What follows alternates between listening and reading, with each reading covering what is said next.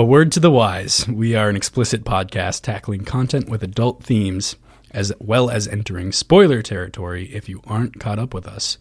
That point would be through chapter 12 in Brandon Sanderson's The Well of Ascension, the second book in the Mistborn trilogy.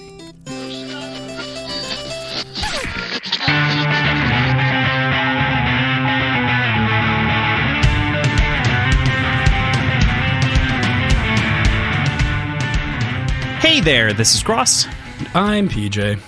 And we are Words and Whiskey, a podcast for veteran and novice readers alike. We tackle fiction novels and love to talk about what we're drinking. You should think of us as your intoxicating weekly book club. Today, I learned that neither of us are good at reading intros, and I had to retake it a couple times. You know, that's within reason.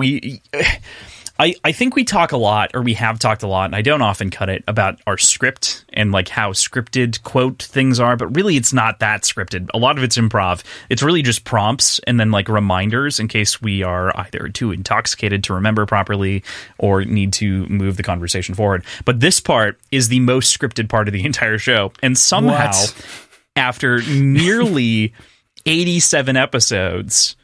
This is episode 87, actually. After 87 episodes and 15 episodes that won't air, we still fuck this up. Yeah, quite a bit. We can't really do a pre-recording of it and just put it in at the beginning because we talk about that specific week's like reading selection every single time. So. Well, and I think it makes it more genuine and fun because we do the same, you know, like while it's the same, we always twist it a little bit. And like even this week, and like there are weeks where I say it very dejectedly because of the way the week went, you know, it's all about the delivery.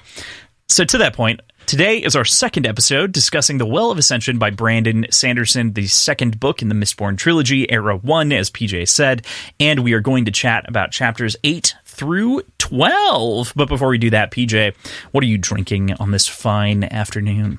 We started doing like consistently Saturday afternoon shows, which is interesting. It's kind of fun. It's not bad. Yeah. It's a different energy. It is. Nothing wrong with that. So today I created a drink. I'm sure somebody's created it before, but this one is my creation, and I'm going to hold myself to it. So, it is a port sour. I think it's fairly similar to that port lemonade that I made that one time. Which I fucking love. I've made that like 3 times since you put that up. Oh my God. But this one, 2 ounces of port, 2 ounces of lemon juice, 1 ounce of Cointreau, 3/4 an ounce of simple, and an egg white. Dry shaken, then shaken with ice, and then garnished with the lemon wedge. That sounds really good. Yeah. Yeah, it's pretty decent. It's been sitting for a little while because I wanted to make it early because I was thirsty in Crossland, had to run to the store. So now, okay, this time I wasn't late though. Last week it was an issue of me being late. You made this a half hour early yourself. I was impatient. Yes. You weren't late. I was impatient. So right. It's starting to sort of get clumpier head on it than right at the beginning, but it still tastes really, really good. So following that up, I've got Pantown Brewing Company's Black Flag. It's a black IPA. I don't remember if I've had that on the show crowler before. Back up. That's a crowler. Yeah. Are you drinking it straight out of the crowler or no. Did you pour it? Okay. You picked up for everyone at home, here's what happened. PJ picked up the crowler and put it in front of the camera. And I was like, you're drinking 2 beers in one and just directly out of the crowler. That's a level of depravity that we've not yet hit on the show. I was reading the label. Okay. All right. That makes more sense. Sorry. Yeah. Continue with the beer. No. So black IPA is one of my favorite styles of all time. I really can't remember if I've had this on the show before. I might have. This is the brewery I used to work for. But what I really appreciate about this black IPA specifically is it uses an experimental hop variety called Provoke, which is, it's also blended with wood chips. Like it's this hop style that's blended with wood chips. So it gets this really sort of pseudo barrel feel to it. It's really, really good. I love black IPAs, and experimenting in sort of that structure and style makes just so much sense to me because I think it's one of the best out there. And it's underutilized. It's just so underdone. Yeah. Especially now in that IPA has become very, very synonymous with New England IPAs. Right. It's almost ubiquitously. You can't really tell anymore. If you're picking up a can of an IPA, sometimes it just says IPA and it'll be in New England. Or like you don't know necessarily just by the term IPA what it is. So those hops, that one says New England. But the hops used in New England IPAs primarily are much more fruity, and that doesn't work so well in black IPA. So anyway, makes sense. What are you drinking, Crossland? So we both kind of went the sour route today. I wanted to use End of Days from Wilmington, North Carolina. I wanted to use their Castaway rum because I haven't used it in a while. I've been pretty, how would one say, I have not made that many rum cocktails on the show because I've had bad experiences in my past with rum. I think everyone has like that liquor that they like don't go to, if that makes sense, because some sort of past trauma. And for me, that's rum and has been for a very long time. I've worked my way out gradually with like good white rums like Shellbach that I really appreciated, Kraken being okay, but it did ultimately help break me out of the flavor profile that I was having trouble with, which is really just bad spiced rum. This is a cask-aged rum, and so what I did with it, because I had the ingredients, is I made a rum sour.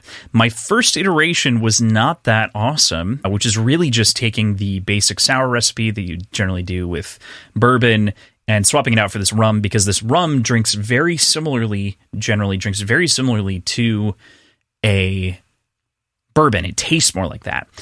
However, this is a special 2-year anniversary edition, and I didn't realize that I had it. So it's actually less bourbony and more rummy, and I didn't realize that when I made the drink. We were on the phone, and I was like, oh shit, I have one of the special edition bottles. I don't actually have the regular one that I normally have, and I hadn't tasted it, so I just assumed that it was close, but maybe over-exemplified flavors. Turns out that's not necessarily true. It was much more vanilla-y forward.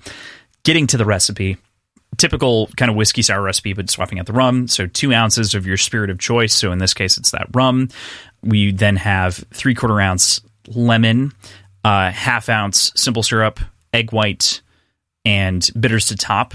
Dry shaking, and then shaking with ice to chill it down, incorporating the egg first and then shaking it out. And that actually didn't taste great when I tasted it because it was a different flavor profile than I was imagining for this rum. I hadn't tried it. I just popped it open and went with it. And when I tasted it, I was like, something's missing here. So I just went and I added a 1/4 ounce of dry curacao, which is, Cointreau adjacent, it's triple sec. Just added a tiny little bit, and that brought up the whole flavor profile. All of it opened up, and the drink went from, I'm never having this again, like I'm never going to make this ever again, to this is actually really good. So would highly recommend with a little bit of Cointreau, or, of your choice. Dry curacao is what I used. But following that up, having one that I've had on the show before, but it's all the cool kids are doing it. One of the not seasonal, but a limited brew from Wilmington Brewing Company, New England style in IPA. Very, very simple, straightforward beer. It's made with pale wheat, oats, and carapils. Carapils? Yeah. Carapils? Okay. Carapils. And single hop Citra IPA. It's just single hop, just Citra. So it is as straightforward as you can imagine. They water treat it. It's great. Solid. Nice. No complaints. 5.4% alcohol. Just a good beer. So all the cool kids are doing it, which is them making fun of everyone else who just brews the same shit all the time. They're like, we'll just do it better. And they did. All right.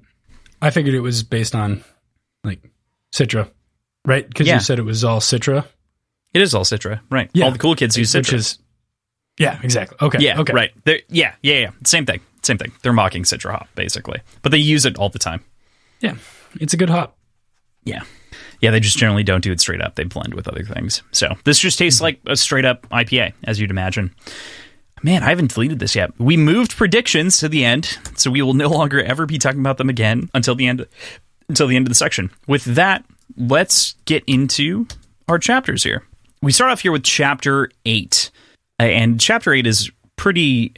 It's an interesting chapter because it feels like it's, again, re-immersing ourselves, making sure we understand allomancy, understand the world. We get some different paintings and pictures of kind of the scene as we understand them and kind of get re-immersed in it. But one of the big things that happens in this chapter is Orsur spends a good chunk following around Vin in his new wolfhound form and conversing about his kind of increased senses.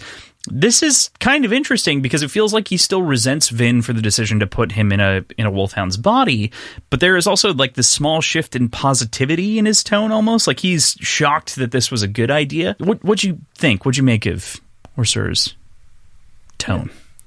I think Branderson was pretty clear with his sort of description of Orsur's disposition on it. And yeah, it's cool to see him evolve into recognizing the strengths, and he didn't really point out any weaknesses other than the fact that it's kind of embarrassing, you know? Yeah. I can't remember, was it mentioned if they know about other Chondras, like if they can like sense other Chondras in general? I don't believe so. I don't believe that was... Okay. It's relevant later.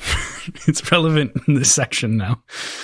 But anyway, regarding Orsur in this section, he talks a lot more about the contract and sort of restrictions. And it seemed to me, the way he was talking in the previous section was that he couldn't be forced to kill a human. But now it seems like he is forbidden from killing anyone based on the same contract. Like, I remember us talking about that distinction explicitly. So it's that he can't be commanded to kill a human. In this section, he says, I cannot kill a human. I'm forbidden from killing a human by the contract. Really? Yes. Or something very similar to that. Like, I was surprised by it. I'm like, okay, that's a hard stance now. The contract forbids me from killing a human, but I could go for help should you need it. That is an interesting difference. Yeah. So. Yeah. Contradiction almost. It seems weird, and I don't know what to make of it, but I'd like to read this contract. I would like to examine the contract, please. Contract, can someone give me a copy of the contract? Mm-hmm. Can someone email one my way? You can reach me at wordsandwhiskeyshow@gmail.com. Please send PJ a copy of the contract. Thank you very much. Yeah, I think that Orsur's disposition changes. It's minor. It still feels like he resents the whole thing, but not maybe to the same degree. Like he's coming around to the idea of these bones because he felt kind of demeaned before. But he's shocked by like how fun it kind of is, how agile. And maybe it's just a reality of him not trying on different species before. How weird. Such a weird thing to talk about. Trying on is maybe the most unsettling way to put that. Yeah, it's not awesome. We also get the name of the 11th metal, Malatium. I think I actually mentioned this last week and might have cut it from the show, realizing that it was the most minor of spoilers because I knew it was coming soon. But the 11th metal is called malatium, being the alloy of atium, and pointing out that the basic 8 elementic metals have pairs, and that it turns out gold also likely has a pair on the table. It's just a little bit more like tuning on our understanding of allomancy and allomantic theory. This puts a total potential, as we know it right now, of 14 metals on the table. Right. And I would think that probably means 16. Oh, because you're thinking doubles, at the very least. Well, there's internal, external, and then what was it? It was in that chart at the bottom of our page. Let me look at that. Internal, external, pushing and pulling. So if there's 14, I think there has to be 16 based on that chart. Yeah. Is my assumption at the moment. Yeah. I've been trying to figure out what a name could be for gold's alloy under the same sort of naming style. Begold? Begold. That's the best I came up with. There's got to be a gold alloy out there, though, right? I don't know. All right. Well, maybe. Not one I'm super familiar with. Yeah, right. That might be the reality, is that, you know, how many people make alloys out of gold? You know, typically you're using it for conductivity purposes, right? I think that's one of the most common use outside of like jewelry and stuff like that. Yeah. It's very heat sensitive, though, as a part of the problem. And I think it's mostly just referred to as gold. Okay. Oh, because, yeah, very frequently it might be like watered down, like, quote, watered down, diluted down, I guess, as a metal, as far as a metal goes, when made into metal alloys that are, you know, carats, right, which is like the purity of the gold, which is potentially referring to any impurities that exist / alloys that are made a part of the metal intentionally. Right. So there's going to have to be something. All right. Well, Interesting. Vin sparring with the Watcher, I think, is a quick, rapid action scene. And, it happens over the course of a couple of pages, but filled with kind of that usual razzle-dazzle from Brandon Sanderson that I really appreciate on the Allomancy side. Looked like you were going to say something. Okay. No, I was just smiling. I don't know. Razzle-dazzle. There's a question as they're sparring of his identity and skills. She even compares him almost directly to Kelsier throughout this entire thing and trying to kind of piece out who she thinks that he really is. So throughout this, we see Vin also is becoming very adept with piercing copper clouds. Yes. I was trying to figure out sort of the way that worked. I was thinking maybe she was just, for the lack of a better term, burning faster, like burning harder. Mm-hmm. The bronze, was it bronze? Yeah, bronze. Bottom of the page. Yeah, I think it's bronze. Pretty sure. But I think it's more just focusing on it more. She's realizing that it's subtle, but she can see it. So even just normal burning of bronze, she can pierce through it. But it's more about how much focus she has. So there's that, seeing her become like, she just uses it like she would any other power.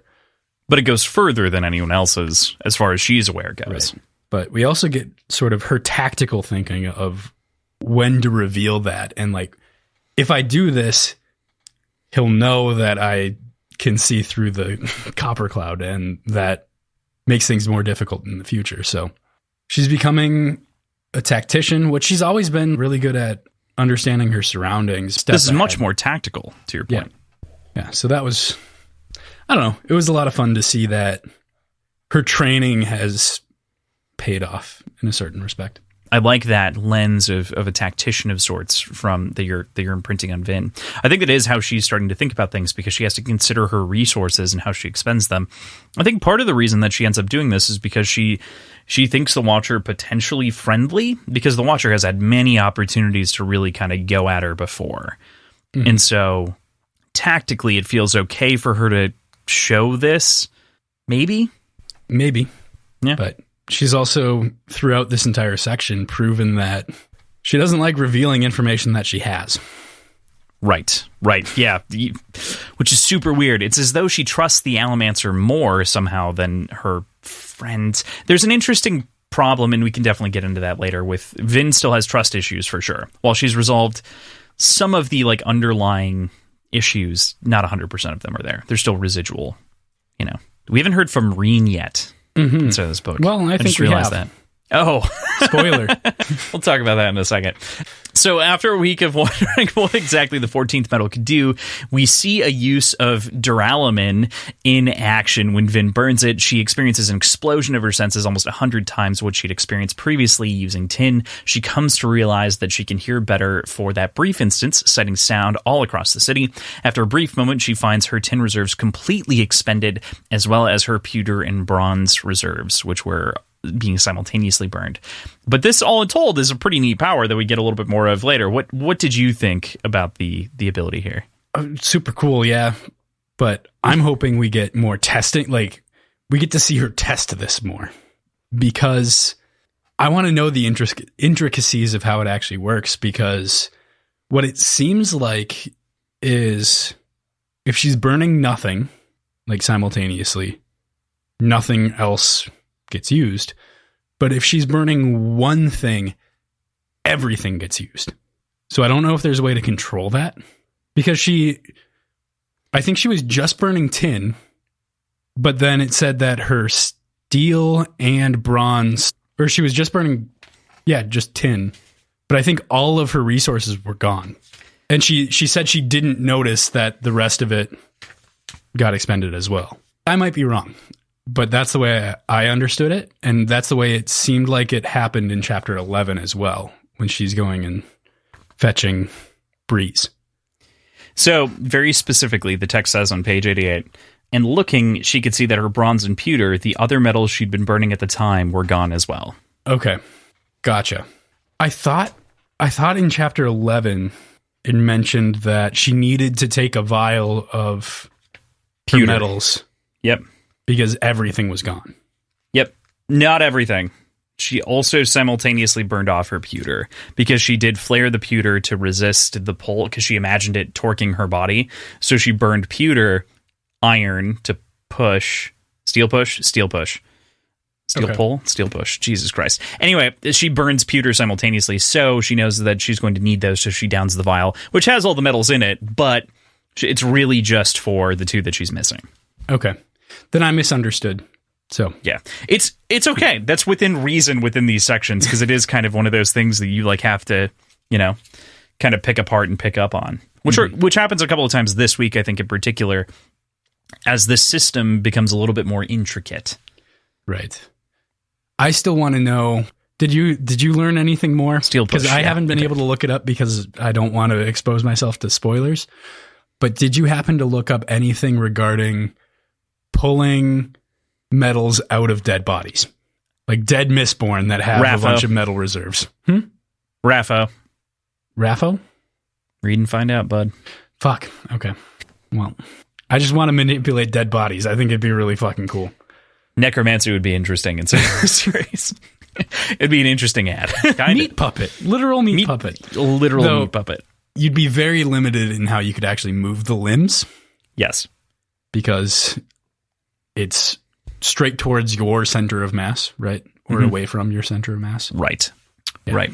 But the 14th metal, too. Like, it's defined as the 14th metal in the calendar, the pyramid.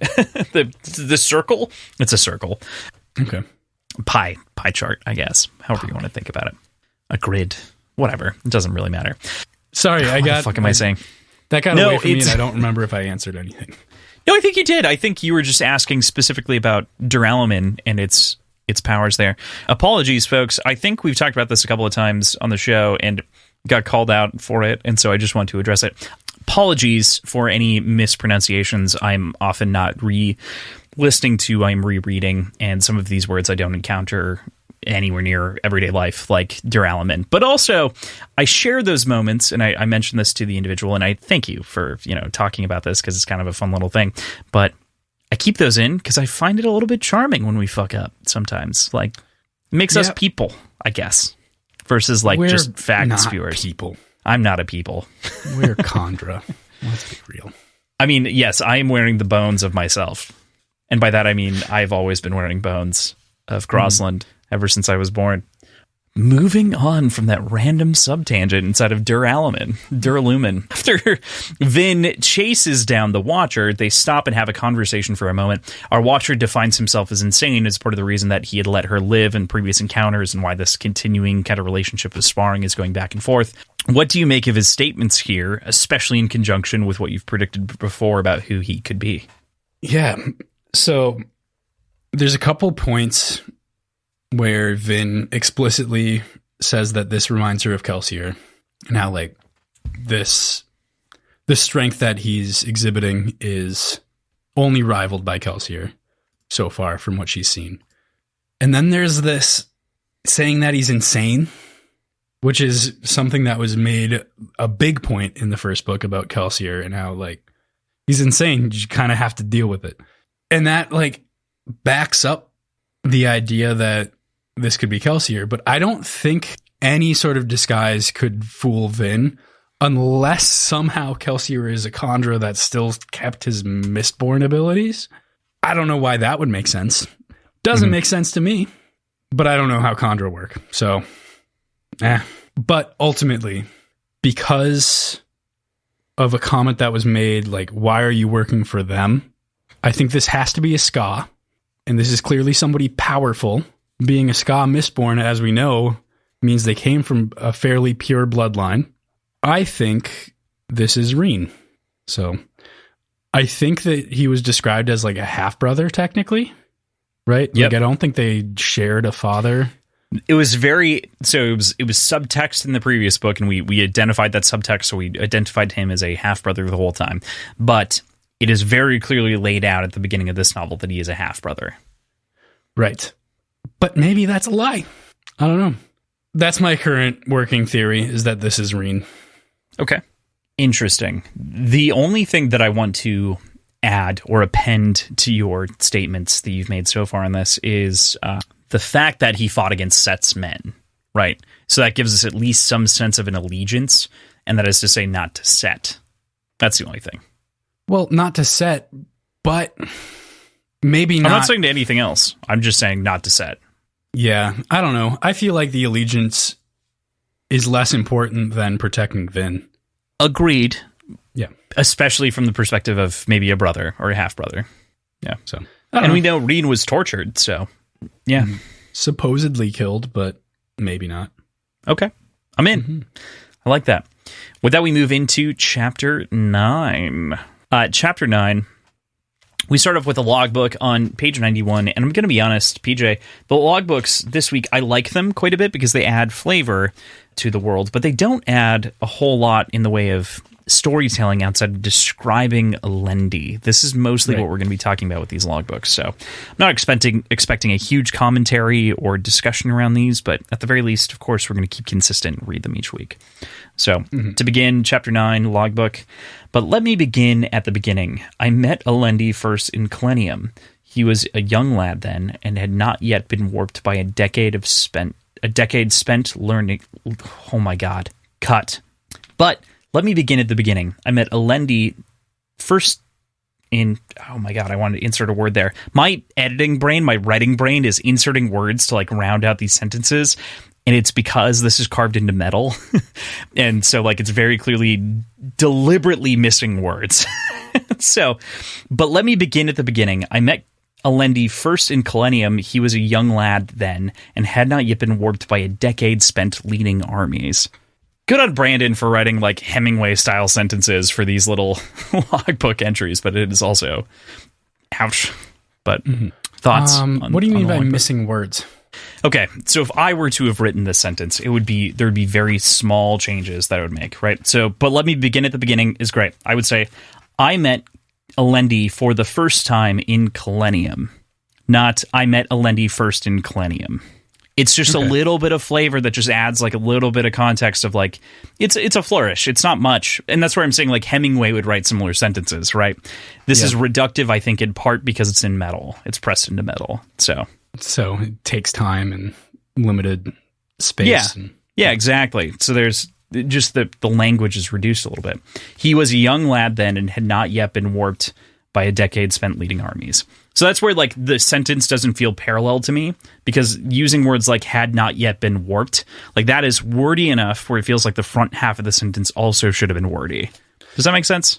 Yeah, and that also reminds me of something that we never readdressed. And that was the idea that he led armies. And we talked about that kind of early. A warlord. Yep. Yeah. But I don't think we ever talked about that like after the first couple episodes of the show.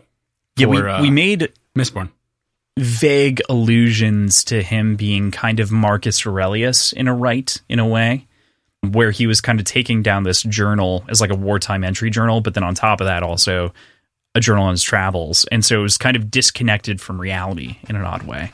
Mm-hmm. That's what we noted at the time. But yeah, I'm letting you know. Completely forgot that he led armies after like the first couple episodes. Okay. It was definitely in the first 2 episodes that was mentioned. So that makes sense.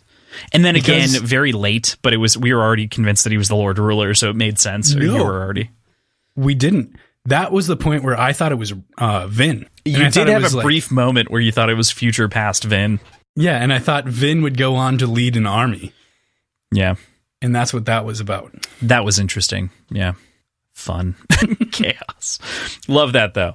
So, as we've come to learn, most of these logbooks are kind of historical, right? And that's kind of the way that they're read intentionally to us. But overall, this chapter 9, is a really quick chapter. Not a whole lot to say here. It's like 3 pages in total. But again, Sazed is meant to bring us into his perspective and see his path here in the story. The comment about Marsh's name being Iron Eyes before he actually became a man with iron eyes, I think as Sazed put it, is fairly prophetic on accident. Did you have any thoughts here? Yeah, I wonder if this was accidental. Not accidental. I wonder if this was an intentional foreshadowing moment or if there is some other reason behind it. Because clearly it's not like, oh, I accidentally gave him this nickname and I'm just going to roll with it. I think he knew about it, but I'm wondering if that was there for the sake of foreshadowing or there for some other reason. Do you get what I'm saying? Yes. Am I being clear enough? Yes. No, I get it. As though we maybe could have keyed into it early, as though it was a hint of dramatic irony. Or an Easter egg or something for going back and rereading.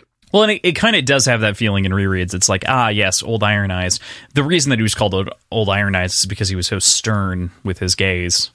And part of that was that he was always like burning bronze to like pierce people's almantic clouds to figure out if they're lying pieces of shit and like not deceiving him, basically. So it kind of makes sense. But he was very harsh, right, as a leader of the rebellion, because he was previously in Yeadon's spot and then left. So, yeah. Not a whole lot there, but I think it's a fun little bit of almost trivia within the story.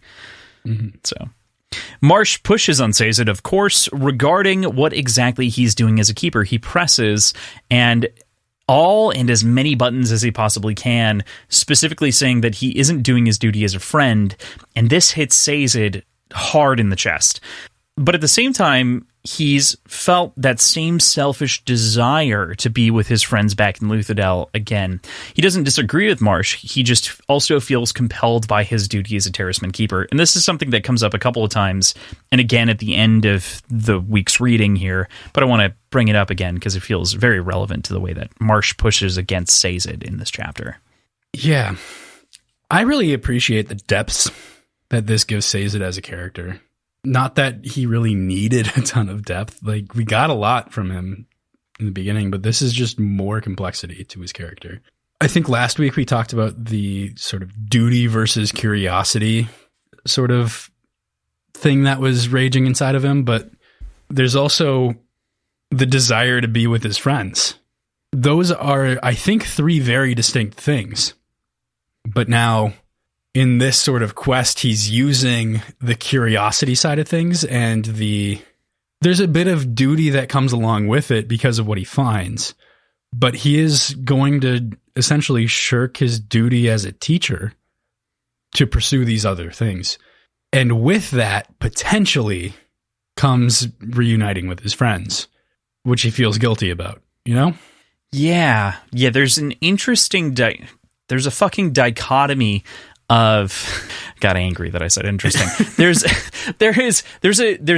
a polar perspective here that exists for Sazed in these moments, right? Which is that the polarity is that curiosity versus responsibility, right? And then he's got this like distant third tug, which is that friendship angle. And he feels like he's always trying to justify either side of that so that he can go back with his friends, as opposed to on the opposite side of friends being culture, right? So like the cultural angle of like being responsible to the Terraceman is on the opposite side. And so he's pulled consistently away from culture and towards curiosity to friendship, like in that angle. Mm-hmm. He's trying to justify it too the whole time. And it's, Yeah. And as he learns more things and has more things to share with his people, that curiosity turns into duty, which is like a weird post-justification for his self-indulgent journeys. Right. And it becomes this question of like, okay, you're ending up figuring out a way to make your selfishness be something that could be for your whole culture, which is... Yeah. But it's also, is it selfish because his motivations in searching for things is not for himself either? Other than the possibility of reuniting with his friends. But even then, it might be a brief reunion. So, like, I guess it entirely depends on what his motivation is and what his reasoning is behind it. But ultimately, everything he's doing is benefiting his people. I think we can get into this a little bit more with Chapter 12's context. We can. Because we get a little bit more delineation there. So I think that we can start to really piece out, like, is he doing this for friends or is he doing it for people when we get to that? The really big information dump that he gets. So then it's really a choice that he has to make going into the next week. So I think we can save that conversation for then and then talk about that in a moment. That makes sense. Yeah. With that, let's move into Chapter 10, though, and we talk about the logbook again. This is mostly just going to be a description of Alendi. It's nothing crazy, pretty straightforward. Alendi's height struck me the first time I saw him. Here was a man who towered over others, a man who, despite his youth and his humble clothing, demanded respect. He's me. Dude's big. I'm always going to find somebody in these books that is me. And, like, well statured, like he's standing tall, like PJ is right now recording standing. So the point being, like, yeah, to your point, he's just kind of you, but like also better. Sure. He commands armies. Do you play Civ regularly? I play StarCraft. I haven't in a while, but no, just kidding. Yeah. I mean, again, this is one of those kind of simplistic chapters that are giving us a picture of Alendi physically. We've been in his head for a lot of the last book, technically, because of the logbook that was in Mistborn. But we don't really know who he is or what he is. And so Quan is trying to paint that picture from a removed perspective to give us an idea of who Alendi could be and what he might be. So, Chapter 10 starts by presenting us with the Assembly Hall, where the meeting of all the minds happens here, wherein Elend's new government has begun to take shape. The design is there to encourage others to come and attend these meetings, but as Ham and Vin discuss and point out, it's like he's trying to turn everyone into a nobleman.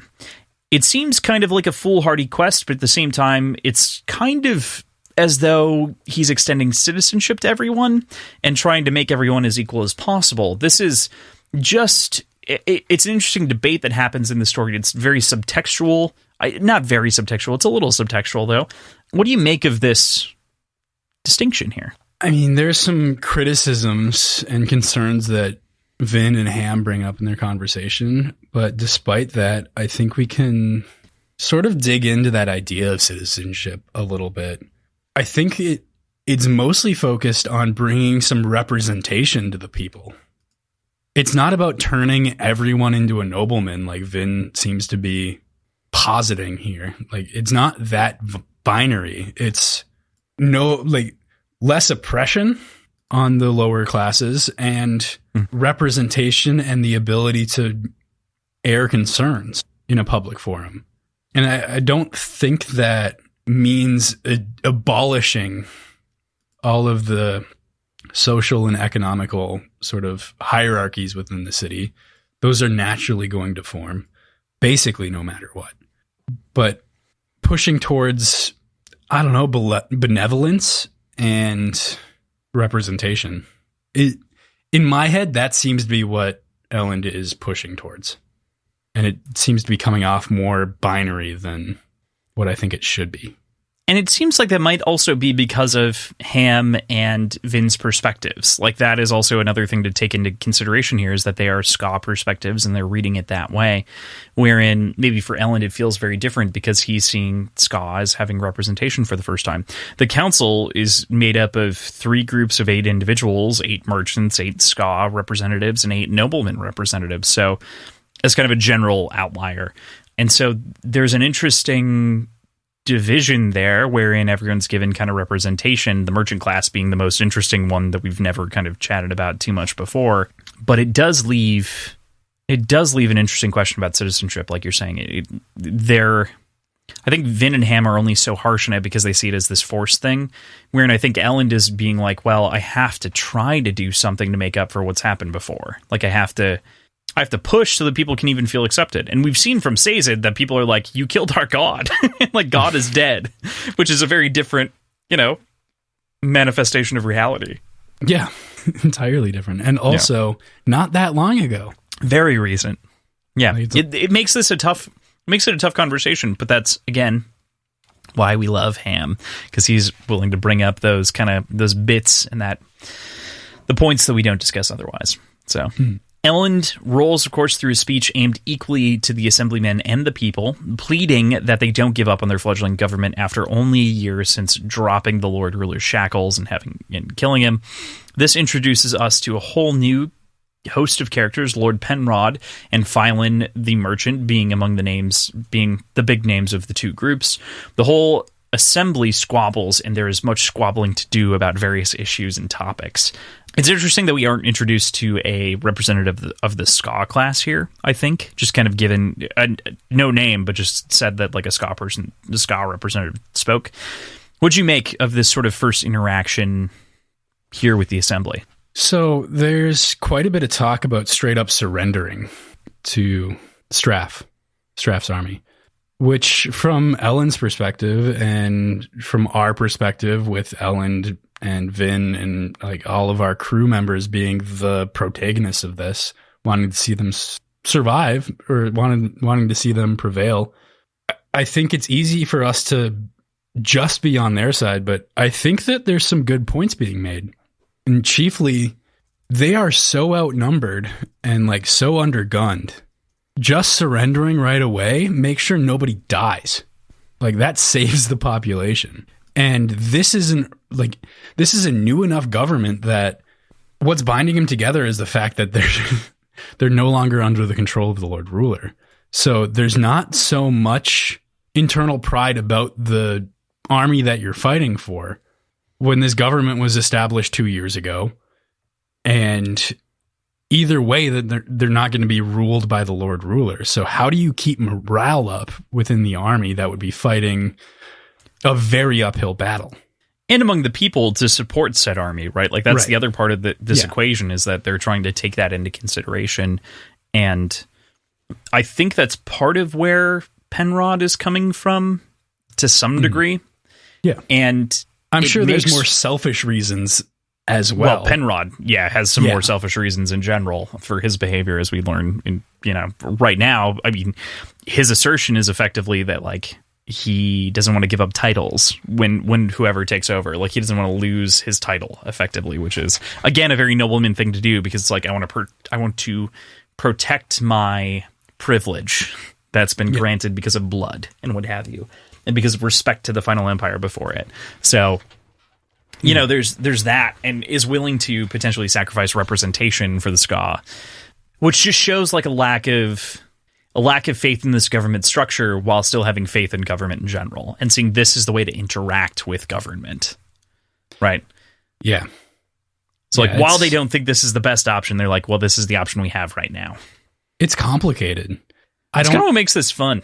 It is what makes this fun. So like, obviously I want them to fight and like win at this point. Clearly like that might not be the case in the future, but I don't know. I understand the point of view there, and I understand why. Like, I don't agree with the point of view of the noblemen, like basically just looking out for their own best interests. But with that comes the best interest in sort of a utilitarian way, as far as number of lives lost, and that's something I can kind of get behind, mainly because of how fresh of a government this is. Yeah, right. It is so tough to evaluate the changing of guards in governments and like the impact that has on the people. And, because the two biggest forces that we're talking about interacting right now for the most part are, well, the three big forces are like we've got the government structure, we have a repressed class, and we have a normal class of people effectively as far as divisions go. And they're being granted representation. Like the repressed class is being granted representation under this government, of which they did not have before and had no voting rights or anything like that, and now they do. Meanwhile, the previously privileged noble class is maintaining their rights and has also been able to continue to exert similar influence over the style of government, and so this leads to a spiral where naturally their only goal is to preserve their power, right? Yeah. I think another thing to think about here, obviously an army existed previously. Like there were standing armies of Luthadel. But was that made up of Ska that were forced into it? And if so, how has that changed now? And who makes up the army now? Is it an even split between the Ska and the noble people that are drafted into the army, or is it entirely volunteer based? Like, how does that work now, coming from a dictatorship going into, or a theocracy going into more of a benevolent monarchy? That is interesting, because you've got like the sanction of being like a holy war. Well, they didn't really have that before, though. They had an army, but we don't know the makeup of that army and how they I think it was had mostly Ska. Right. And were they forced into it? That's the difference. Like, were they forced to be soldiers?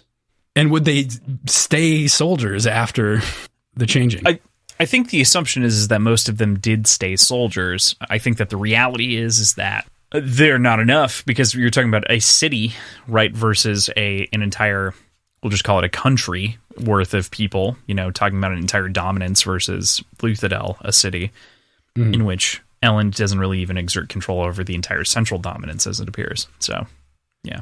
I'd like to know more of the intricate inner workings of the politics of this space and how things happened over the last year.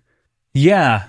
I know we talked about last episode, like this time jump, it was just boring, like political stuff and things getting established. But now I want to know all that shit. Now I want it. That is kind of funny. To your point, yeah, like there's at least enough here that it warrants maybe a novella at most. But like there's some pages missing in theory here to explain the situation, the setup to how we got to this point governmentally. But I think Lord Penrod also makes, to this point, like Lord Penrod makes a blunt assertion that it's really a question of giving up the city and a matter of when. Like, the city is going to be given up. It's a question of when they will give up the city. And considering all they know about Lord Straff and the lengths that he's willing to go to kind of take this out. And we see that mood also permeate into the crew a bit later. Yeah, I think I kind of answered that a little bit regarding Lord Penrod in general and the idea of surrender. But right, because he's a nobleman piece of shit who wants to preserve his title, and yeah, he's not a piece of shit, but yeah, he's pretty. Yeah, I don't know. As far as the crew goes, I really want more from Ham. Knowing how, like, he seems really well read and really well spoken when it comes to sort of philosophical ideas in general. I want those ideas. I want them spelled out a lot more and more in more detail. But I don't know why I'm getting so hung up on like this sort of political inner working. And I know it's important to the story, but ultimately it's not important to the narrative being told right now. So maybe it has to live elsewhere, but I don't know, whatever. All right, fair enough. I mean, and again, I just wanted to bring that up to assert Lord Penrod's place more than anything else, in case we didn't do that before. But there's a note tucked into the speech as well about the obligators. Like it's Vin and kind of Ham having a side conversation about the fact that the obligators are being allowed to stay as opposed to being executed. What did you make of this decision on Ellen's part? We'd kind of even talked about it a little bit at the end of last book as an assumption that he wasn't going to kill them all off or whatnot. But how do you see that old religion tucking into this new empire? So I don't so much see it as the old religion being tucked in, but more as a resource to be not used, but to benefit from to a certain extent. That said, I don't exactly remember what the obligators did entirely. I know they were sort of in control of, they were kind of the rulers to a certain extent, because that was a big point where the Steel Inquisitors were able to take over control. But I really don't remember exactly what they did. I know all of them were, was it bronze? Like they could all use bronze? There was they were all not seekers? All the obligators. That was all the Inquisitors? It seemed as though, okay, to back up, obligators were trained to recognize when they were being pushed on. Not necessarily that they had any latent elementic abilities. The Inquisitors liked Seekers, it appeared, because they could sense things. There were also Seekers. A number of Obligators that were Seekers, and Smokers, rather. Smokers that were laced throughout the city so that people could also be subtly touching emotions by rioting or soothing. That's a good... Okay, so I was mostly mistings. Going through my thought process here. Yeah, no worries. I was thinking about how my thought at first was all of the Inquisitors had the same sort of allomantic ability. And then I realized that all of them have Mistborn abilities, which are imparted upon them. So I second-guessed myself, and I'm like, I must have been wrong. That must have been the Obligators, because I switched those up in my head pretty regularly. But now I'm wrong again. I don't know where to... I don't feel like you're that... Well, and again, I think that's part of this story, right? Like, is that it is constantly, and even when we get the season chapter at the end of this week, we're brought into question exactly how Inquisitors work, and there's some little hints, maybe, potentially, at things that you've even mentioned before that point to that, but feels like there's still secrets of the Steel Ministry lingering around that we're dealing with. Right. So the choice to keep the obligators makes it that very strange. So what did the obligators actually do? What was their function? Well, they were kind of like I think we mentioned this, they were kind of like clerics, or like a legal cleric, or like a clerical. Yeah, they were kind of like notaries, I know, amongst parties, but that doesn't seem like means for execution at all. They're still people. Yeah, I think that's why Elend didn't kill them, right? Is that they're still people. Even if it seems like, based on that, their only infraction was working for the Lord Ruler. We've been in Vin's perspective this whole time. We switched to Elend's perspective. We get a brief private conversation between him and Lord Penrod, one that makes it apparent his intent. Like we've discussed, his intent is really to guarantee the safety of the noblemen first and foremost, as well as preserving their titles like a piece of trash. However, we also get a note of insecurity from Elend, using the survivor's name and kind of wielding it against him, saying that's not what the survivor would do, and saying that he would never give up the city. I think this gets back to our part title here, again, Heir of the Survivor. And again, I think that this imparts that we have heirs, not a single heir. Yeah. Yeah, I had completely, I know we had this conversation last week, but I had completely forgotten about it and forgotten the name of the part. So that's a really good point, and I hadn't considered it at all in this chunk, but it makes a lot of sense to sort of hearken to the heir and Ellen being an heir. That said, it felt kind of like a tactical flub for him mentioning Kelsier. Definitely. Not because it was a mistake or anything, or because it'd be wrong to do so, but because he just Kelsier's name wouldn't have any sway over him because he didn't appreciate him in the first place. So I don't know. It felt like he was trying to persuade, Lord Penrod, Lord Penrod. Very different. And just accidentally decided to sort of use his internal justifications. Even though there's probably multiple and there's probably other things he could have said, he had spoken too soon and didn't realize, oh shit, that's not something that he gives a shit about anyway. So, I don't know. That was my thought process throughout that chunk. Yeah, I'm going to leave that there. Okay. I think that you made a really good point. I just don't feel like there's a lot more enumerating to do until we get a little bit more information to really try to piece out exactly the way to approach this or how he's approaching it. Mm-hmm. Do you have any other residual thoughts regarding, because this is our last of the political machinations for the most part. Oh man, I want a book dedicated to the sort of political goings on, because I think it'd be really, really interesting. Yeah. Yeah. I agree with you. I think that it would make a very interesting kind of base to have a story told over eras, right? Or sections, subsections, and to have kind of the history here. I think a little bit of Lord Rule, even a novella that gave us some of that taste of the Lord Ruler's reign and whatnot in his prime would be very interesting. It would be excellent, I think. But he talks about the culling of the noblemen every century or so. I think that'd be such a cool progression just to see how it changes over time, and I don't know. I think that'd be a fun century-long story that could be told. I think that we talked as well about the idea of a Mistborn video game and making sure that you don't follow. What was that? I said century. I meant millennial. Oh, got it. All right. We've got here just a couple more within this chapter. Vin brings up that Elend was being watched by a terrace woman during his speech, and how strange it is that the woman hasn't approached her to thank her for freeing the people. She says that nearly every other a lot of terrace people have been making their way to Luthadel to thank her for their freedom, and that's just been a huge deal, but she hasn't met this one, and so it feels very odd. There's something else clearly going on here, otherwise it wouldn't be brought up. What do you think it is? So first of all, Vin, not everything's about you getting thanks, but I think that's more just her not having a better way to say that, Mm-hmm. It's not like she's judging her for not coming and saying thank you. It's more this breaks the mold. Why? But it's just kind of blunt in the way that she says it, or not nuanced in the way that she says it, and it comes across as kind of entitled. Just, in the text itself, not necessarily the meaning. But I don't know what to make of it yet, because nothing's happened with her. All we know is that she exists and she's there.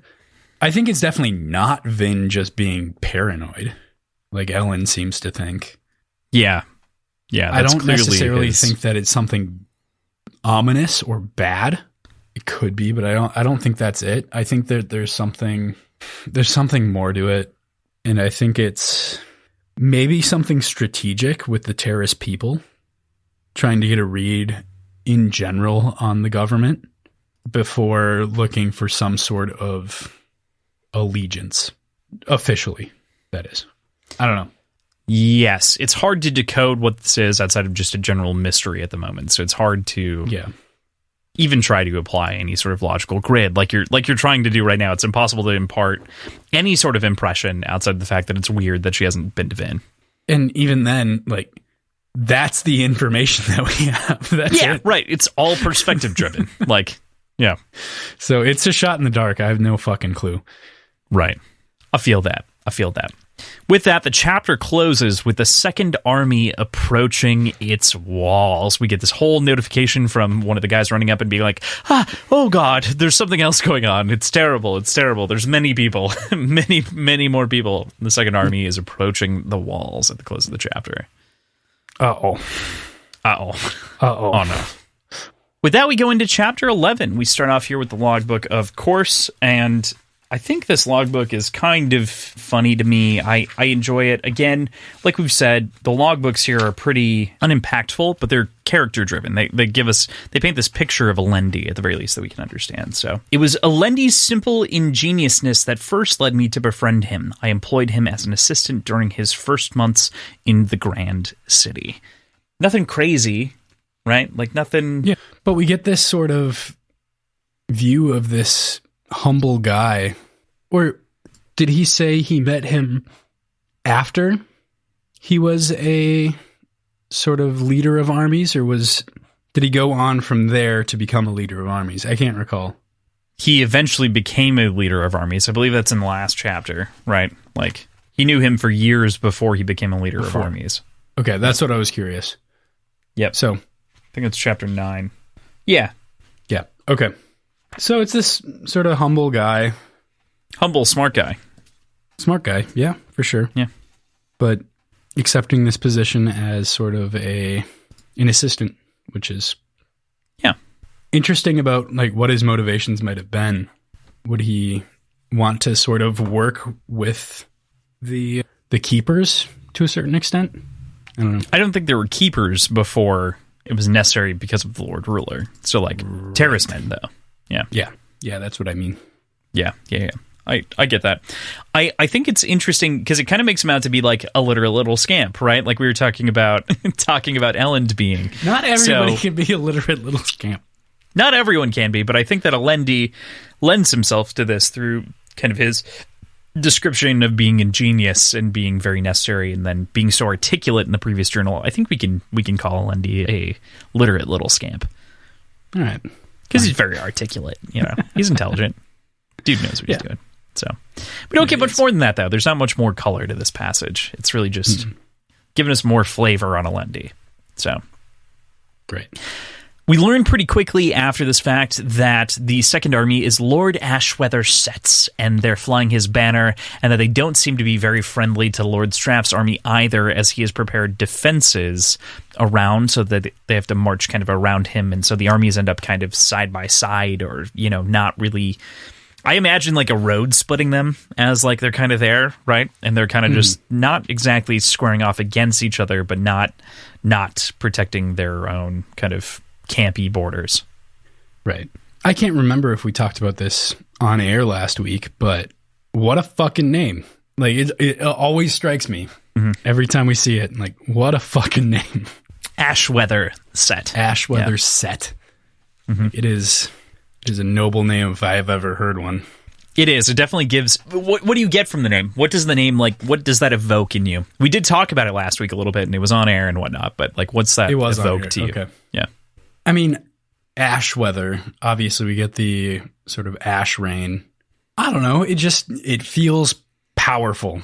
Just the name itself feels powerful. Does it feel noble to you? Like, does it feel like kingly, or how would you describe that? Like, that's what I'm looking for, if that makes sense. I guess it feels more strong. It feels more conquering. Okay. Less noble, more conquering. I think Straff Venture sounds very noble, and Ashweather Set does feel strong, like you're saying. Yeah. Does that make sense? Do you understand what I was getting at there? Like, picking at? I do. Okay. It's hard to make those delineations on the fly, though. Yeah, I mean, it's just like, what's in a name, really, is like what we're kind of talking about. What's in a name? But even the little moments that we get from Ellen's perspective here, because we are in Ellen's perspective to start this chapter, are peppered with kind of these moments of insecurity as he's sitting up on top of that wall for the second time in 3 days, as he said, and his city is being marched on for the second time by a second army. And I really love kind of seeing that in him, seeing that he doesn't have it all together and realizing that his task is so much harder in actuality than he ever imagined it was going to be. Hell, our boy isn't even really used to failing, let alone having to deal with an entire city kind of not being rallied against him, but not necessarily all being for him. While the crew sees it not as likely, the crew sees this as like an inevitability of failing, as though it's almost inevitable. It kind of creates an interesting, like, from Ellen's perspective, it's tough, man. You just want the good for him in these moments. Yeah. I'm really excited to see him progress when we're within his perspective. Like, we saw Vin really, really grow throughout the first book, and I think we're going to see a similar sort of growth of Ellen in becoming a little bit more confident in his station. So I think we'll clearly still see Vin grow, because we've already established that she still has some trust issues, and maybe that's something that she'll work on. But this is kind of a blank slate for us. We're not starting having already seen a very impressive growth arc with Ellen. We're kind of seeing this introduction of a fairly timid king. Mm-hmm. It'll be fun to see him grow. Yeah. Is it... I have a tough time... I understand your read of timidity, but I raise the question of, is it really him being timid, or is it just the situation is so fucking tenuous that, like, I don't know. I don't know if I agree with timid, if that makes sense. I think I understand, and I think I agree with you, even though I'm the one that said timid. Yeah. I think that's a little bit too focused of a word. Insecure, you mentioned a couple times. I think that fits. There doesn't seem to be strong conviction in his decision making, and that's where I was coming with the term timid. Yeah. He simultaneously feels committed to his decisions, but at the same time, he doesn't necessarily believe that they're the right ones, if that makes sense. Yeah. Right. That checks out for me. And that makes him such an interesting, complex character, too, because he's like, it's not that he's a boy king. It's not that he's King Arthur who has this like knightly noble authority. It's really that he was just the smartest man who was handed the crown by rebels, kind of. And they're unelected. Like, he was elected, he wasn't just made king. But yeah, man, makes for a tough spot to be in. But then, of course, as we're staring out at this army that's marching forward, a rider breaks off from the pack, and it's Breeze, the man that we were kind of missing last week from the crew. Our girl Vin quickly launches herself from the building, then burning Duralumin, and is launching through the air as though propelled by some invisible hand of God, as she describes, which is such a cool visual to imagine versus the usual launching, to have this new power amplification and to see it in action. And just imagine, like, even the tower, like, bending under the force of her pull, or push, rather. But yeah, it's super cool. Yeah. Like I said, very excited to see how this new metal gets applied and explored. And this was a fun experimentation. We don't get the sort of shock to the same effect as we did before. Whereas, like, the first time she burned it, it was so sudden and unexpected, and it rendered her stunned almost for a couple seconds.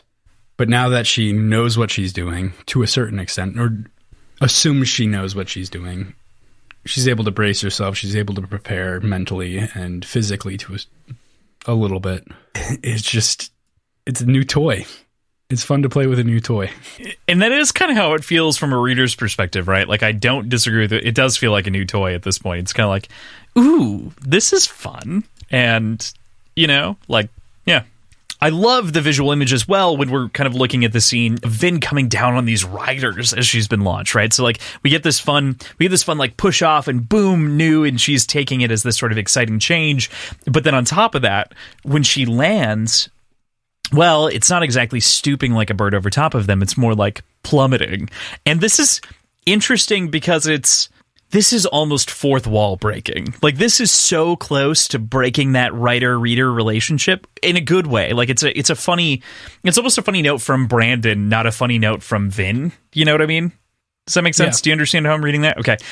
Yeah. And then, of course, she like is landing and kind of making this gradual descent, drops the extra coin and whatnot, and then pushes one of these steel arrowheads back through the arrowhead. You can imagine it splintering perfectly, and then back into the man's head. Right. And this whole time she also downs a vial because she realizes that she also burned all of her pewter when she was launching because she needed to make sure her body could hold up to that strong of a push. Man, it's just, this is an incredibly cool visual between the duralumin, the push against them to also blow all the horses away,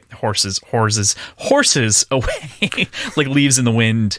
And to me, anytime that I hear leaves in the wind and something falling, I just can't help but think of Firefly every time. It just feels like a reference, feels referential. I don't know. It's my life. There's so much cool shit here. Yeah, there was a lot of cool shit here. Yeah. This was a really exciting scene for me personally. One, because it's new stuff and it's cool and it's fun, but also like, I've talked a few times about how it's really difficult for me to visualize things like in actual imagery. I use the term visualization quite a bit, but most of the time it's not actually like pictures in my mind, or I'm not seeing it physically. I'm seeing the description and like parsing that. This one's different. For whatever reason, like I saw this very vividly. It was really, really cool. So I loved it. I don't know what it was. I don't know why that one was so much more clear in my mind. But I think I agree with you for the most part. It does. And I think that's something that we've also talked about with this second book in general, is that it does feel like there's a level of clarity that's been added. I think I've even made the comment, I've definitely made the comment this episode, but made the comment that the logbook sections have this like Hemingway tightness to them. And it feels like these action scenes they were already tight before, but they've become so tight that you can imagine exactly what's happening, to the point of where it's almost an imaginary flourish that you have to like add on top of it. Like I'm saying, I'm imagining the arrowhead going back through the arrow, but in my own mental understanding and description, I add terms like I'm imagining the wood splintering in different directions, which is something that I think most authors would add. As like the arrowhead pushes its way back through the shaft, it splinters in different directions, forcing its way through the tail before it finally enters the man's head and out the other side. He tumbles off of his horse. Like that's how you'd imagine most people describing this, as opposed to Brandon being like, pushes the steel arrowhead all the way back until it hits the man's head and he falls off of his horse. Like there's a weird, it's clean. It's clean. it is. I'm not saying it's better. It's just different. I like it. Yeah. I mean, nothing. Yeah. I don't think there's anything wrong with it. I'm not trying to, I'm not being critical. I'm just saying that I think that often people can also get lost in those things where everything becomes so descriptive that way that like you can bury the text of actually what's going on. Sometimes. Right. But a deft hand is a minimal hand in my head in writing. After this, we see like Vin pushing against all these soldiers and whatnot. Did we talk at all about your reaction to the soldiers getting thrown around by the empowered push, which I think is crazy? So much. Yeah. It's kind of comical, It makes them seem like toys. But also we get a much more rooted understanding of how these fight sequences happen to the Mistborn, because we realize like she's very small and we know the mechanics of how pushing and pulling works, so she's the one doing most of the moving. Yeah. She's throwing herself around, even though, like, as a means of throwing everybody else around a little bit. It exerts force the other way. Right. Generally, it's not this extreme, but because of duralumin, it is extreme.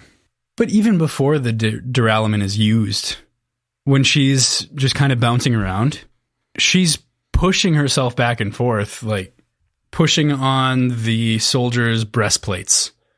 Yeah. And, like, she's flying the other direction, but the goal is to get them to go the other way. Like, right.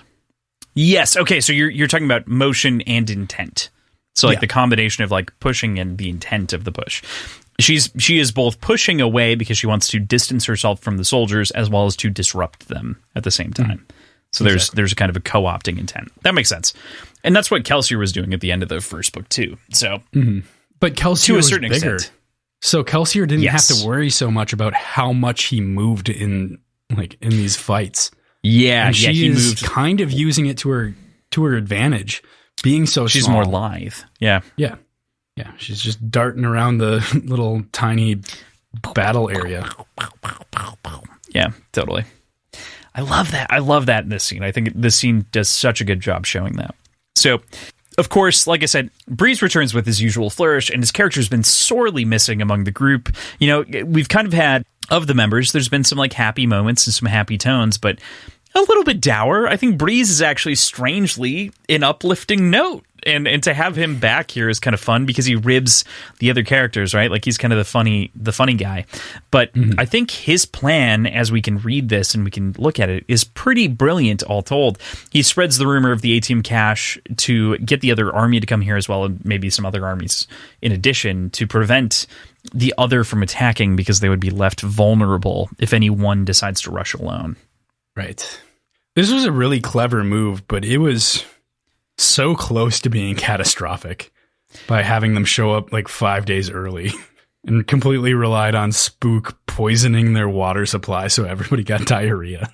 Which is fucking hilarious. Yeah, it's such a good bit. Another very Breeze thing to do, which I think I called you and talked to you about this before, but he never fucking mentions the show that she puts on with the Duralumin saving him. Yeah, it's meant it is very low key. Like it is meant to not be made a big deal. And that is odd. I would agree with you. I think some of that, as I think about it, is like he's on one side of her and she's on the other. Like he should have seen her launch out, right? Like should have seen her launch over everyone in a crazy fashion, I'm sure. But then on top of that, like her launching back the other way, he doesn't comment on it at all because he's not looking at her. Yeah, but like it's clearly not something that Mistborn have been able to do from his perspective. True. The other part of this that's really interesting, just to add to what you're saying, is that this happens during the daytime. And so even Vinfoot feels on like she's put on weird footing because the sun's out. Generally, she has the mist to rely on to hide. And this is like an obvious move that shows the power of Mistborn for everyone to watch. It's true. It's a good point. It's just it's strange, and in that way, I feel like feeds into kind of your point with Breeze's perspective is like I don't think a lot of people appreciate what Mistborn can do because they generally have been secret assassins of whom are capable of using all these things. They've been hidden, not front of the line warriors, as far as we're aware. So crazy shit, man, crazy shit. I also love the almost immediate ribbing that happens from Ham to Breeze. Slept with Lord Set's daughter. And man, it's super giggle worthy for me. As you can tell, I can't even make it through his sentence without thinking of like this joke. Like there's just so many like good moments back and forth with Breeze, like bumping elbows with people. It's fun to see his interaction again on a group level and get this uplifting moment in the story, even if like there's impending doom on the outside of the gates. It kind of feels like, with the exception of Kelsier, the band's back together, you know? Totally, yeah. There are clearly people missing. Sazed's gone. Is Doxson here? Doxson is not here at the moment, which we learn a little bit more about later. Yeah, like, there are people missing, but it still feels more whole. I don't know. Okay. I don't know a better way to describe that. It just feels less fractured. I think that people were always trying to appease Kelsier in some way, shape, and form in the previous book, and like we're always trying to go towards his needs. And so this feels more holistic in a way because it feels like there's no underlying or secret intent here for the most part. Like, no one's hiding anything. They're all, because of Kelsier's letter that happened at the end of the book, they're all united under this common cause of, this is your place in the future government. This is what you should be doing to help and assist. And so I think they're all united by Kelsier's letter. And again, I think they're all heirs of the survivor. Yeah. In their own right. That's another good point that I hadn't put on them. I keep forgetting about the title of this part. You know, I just think this part like lands it so cleanly. Like, I think that this is one of the best part titles that Brandon's nailed in the book so far as we've read them. And it feels like it's meant to be singled out, but in reality, all of them are the heirs. Right. One or two more directly than everyone else, like more of an heir, like they're superior, but everyone has inherited the situation that Kelsier's left. So, yeah, that part's great, of course. And then there's the matter of the dog that they get to, right? And this is one of the most interesting bits, I think, inside of the section, is Vin's wolfhound and how that's brought up. We know it to be Orsur, of course, but between Vin and Elend, they both lie and disguise previously Lord Renew as this wolfhound, and it's kind of explained away as a strange thing to keep the crew from knowing what's going on here. I ask you, why do you think Vin and, by proxy, Elend decide not to trust the crew, and why does Elend decide to, like, double down into the lie here? Well, I think Elend is taking notes from Vin.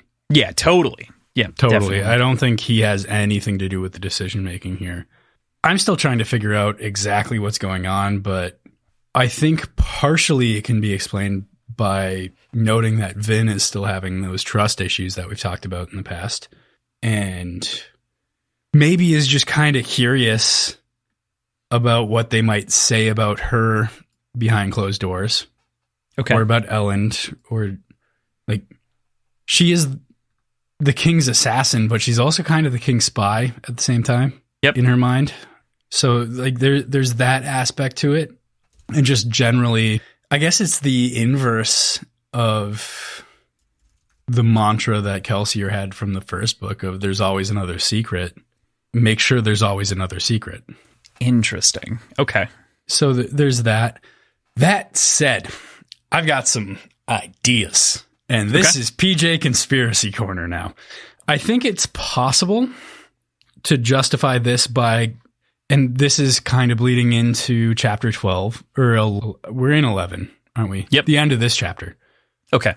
Where they realize that there's probably an imposter in their midst. There might be an imposter, yeah. Between What if Vin's the imposter? We're in her perspective, and we've recently seen her use allomancy, so I don't think that's the case. But if she's the imposter and she's using, like, if she's the Khandra and she is using Orsur as information gathering for whoever she's gathering information for, that'd be fucking wild. But I don't know enough about Khandra to know whether or not they can actually have allomantic abilities in general. And we're in her perspective, so that would feel like a kind of egregious... That'd be an egregious violation of, like, reader... Yeah. reader-writer relationship. Yeah.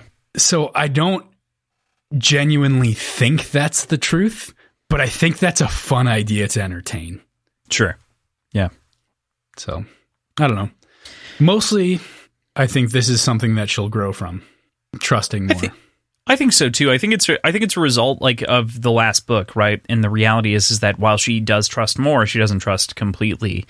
And this does feel, I'll say it, I think it feels a smidge convenient, considering the mystery that we get at the very end of this chapter. Like, it feels like this decision feels like one that's understandable because Vin is skeptical of people, but for the most part, she's come to trust most of these people within, like, there's no counterfactual reason for her to not trust the people that are, you know, the crew, as it were. It feels like a backwards justification for the Yes, review. yes, I would agree with that. It feels a little strange, but you can understand how it led from, like, her not being able to finish a sentence to Elend lying for her. So it's kind of like a, you know, it's an interesting... Yeah. I feel like this is a scene that I would have just cut By the way, this is the longest book of the trilogy, for the record. Yeah.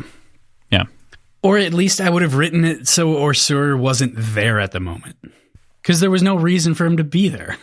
I don't know that I agree with that. And here's what I'll say. Going into the next bit, right, which is the end of this chapter, is that we find these two sets of bones. I think part of the reason that these two sets of bones are there is to try to give you this idea that there are people missing and everyone might have been there in the previous scene. So now all of a sudden we've changed. If the first book, I want to just pitch this generally before you react. The first book was a heist. The second book is political intrigue and a mystery in its own right, like a kind of a murder mystery. So, yeah, I guess I'm operating under the assumption that, taking it at face value in what we've just mentioned, that the only reason why Vin kept this secret was to justify, like in a meta context, the only reason why she kept this secret was to justify the secret being safe going forward after the reveal of the second set of bones. Why include that in the first place? Unless explicitly it's important going forward that happened. It feels like a backwards justification based on what we know right now, and I don't understand why it was necessary to be included at the moment. I think in part, so the question is, to me, when we hit moments like these, it's what's the context in the book and what's the meta context. Like we have to try to parse those two out from like a composition perspective and from a narrative perspective. So from a narrative perspective, it feels less justifiable. From a meta perspective, very justified. Like totally get why Brandon did this.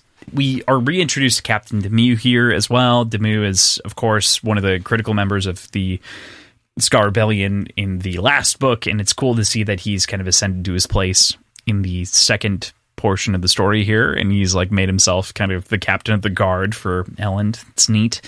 But then there's this mystery of the extra bones that we're talking about, of course. Who do you think could be the imposter among us? So that's where this like could get super fucking muddy.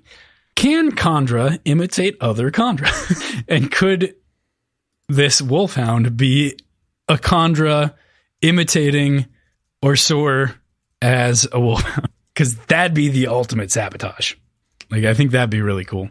But I don't, like, again, I have no idea how Khandra work or anything like that. I think it's possible that it's not actually any of the actual crew members, but rather is one of the assemblymen, because they're still getting the direct ear of Elend, and they're still getting all of the like really important insider information about the movement of troops and things like that. So I think that's a possibility. It feels like there's a time jump here, and I don't know how long it is, because she talks about not having seen any of the crew members in the last couple hours. So it could be any of them. So who, right? Like there's so much that could have happened between these two moments, and we have no idea how much time that there's actually been.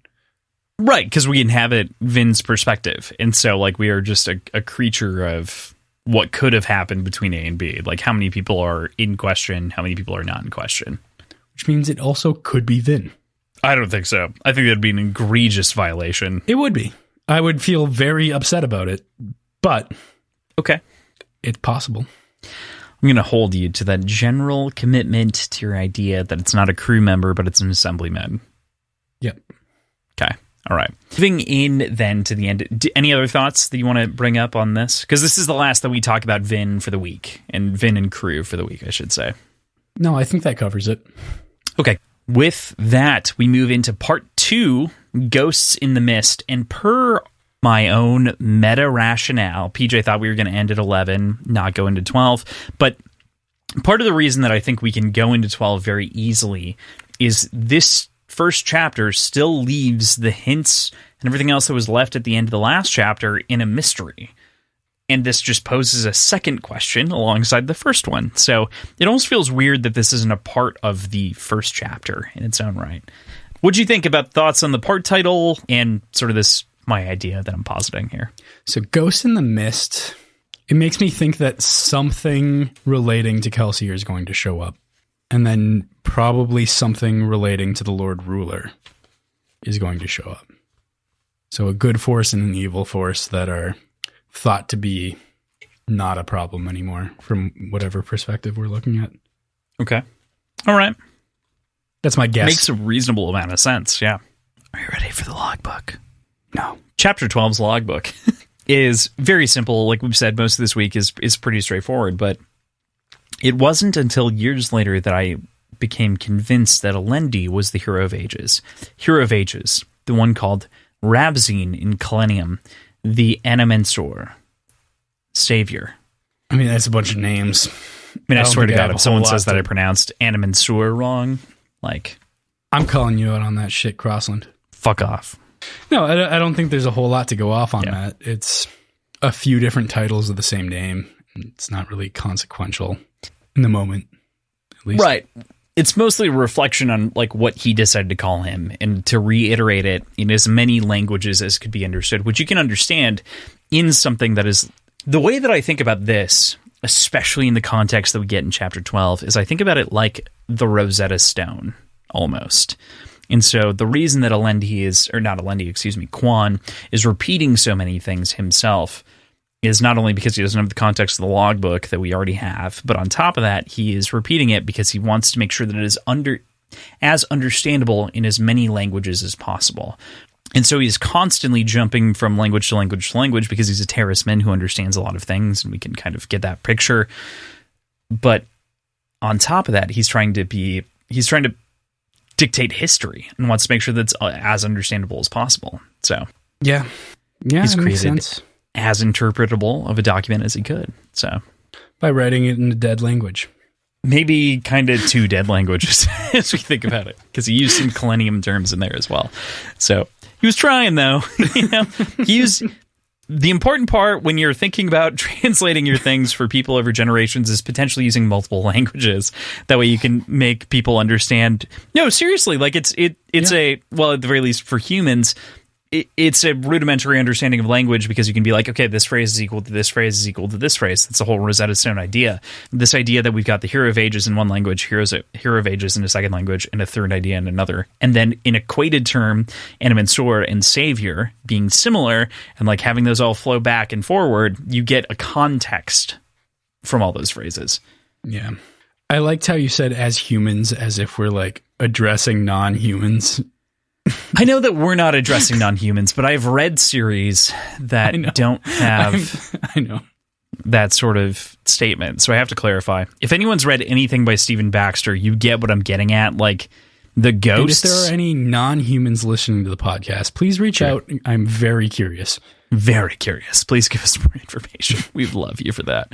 The ghosts, they're called ghosts. They're not really ghosts. They're like a semi-biotic sheet laid over a semi-metal cloud that has cognizance spread over across it. Anyway, I'm not going to talk about this right now. It's super crazy, these alien species that he came up with. But point being, I'm future-proofing the podcast, PJ. Just kidding. But by God, do I love this chapter. I really love how many mysteries it kind of throws at us and kind of the world building here. I'm almost shocked, as I've kind of like talked about, like that this isn't in part one. It feels strange that this wasn't a part of the finale of part one, because it does pose a second set of mysteries to us to guide us through things.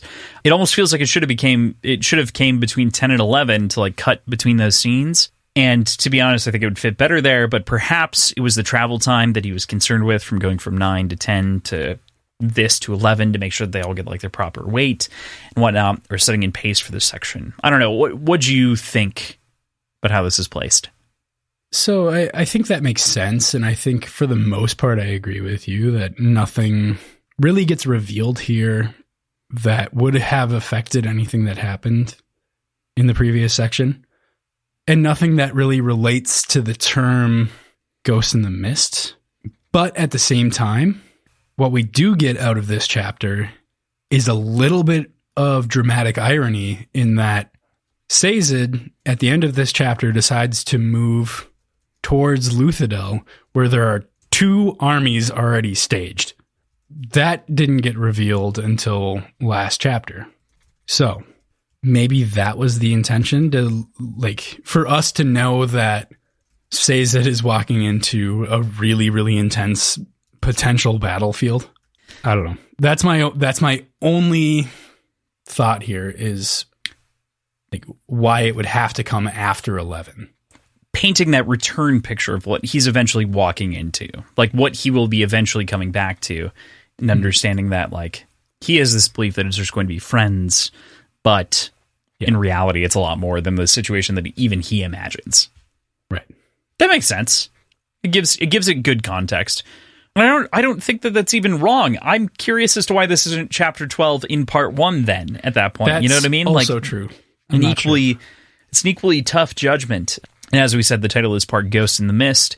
Maybe it's because this is the beginning of this kind of, I don't want to say spectral or spooky, but this chapter does have, this is kind of horror for a moment. Like this has some brief moments of like, you don't know what's coming around the corner.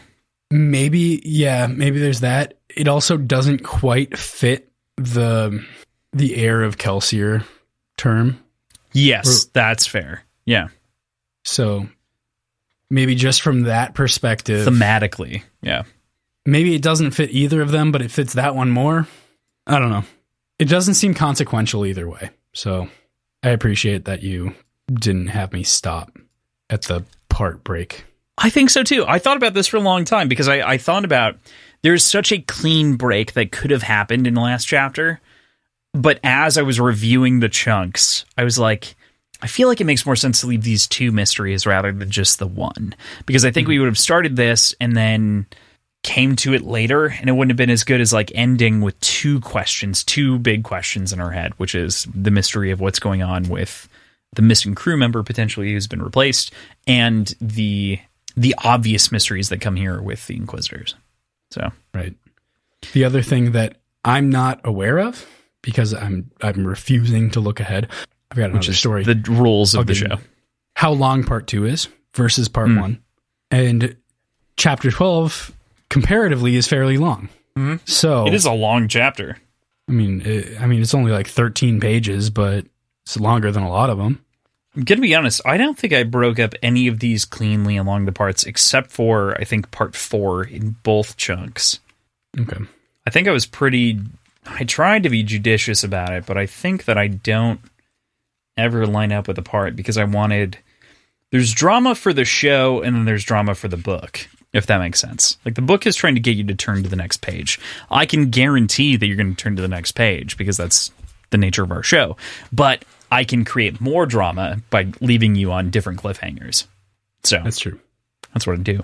I have to like reframe the book in the way that I think will be most appeasing. So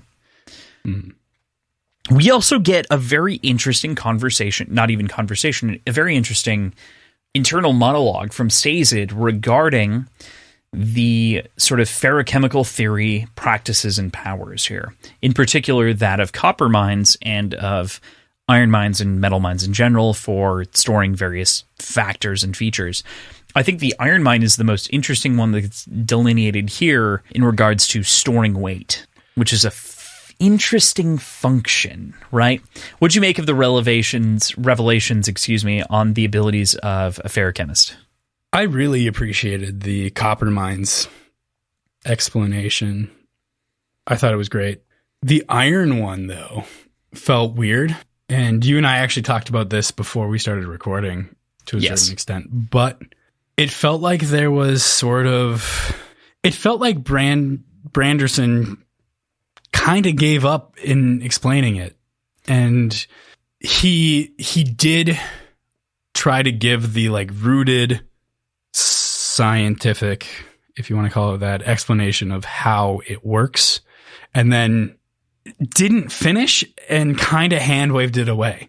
Like, I'm sure it's actually rooted in something, but maybe he didn't want to spend the time really diving into the nitty gritty of it, but it just felt like a hand wave to me. For me, what's so interesting is that there is this conversation that Brandon is having with magic systems, in particular between readers and the people who are using them, which is kind of constant inside their perspective, and they're trying to give it to you and explain it to you, right? And this is something that I think is trending across all of his writing that I've read so far.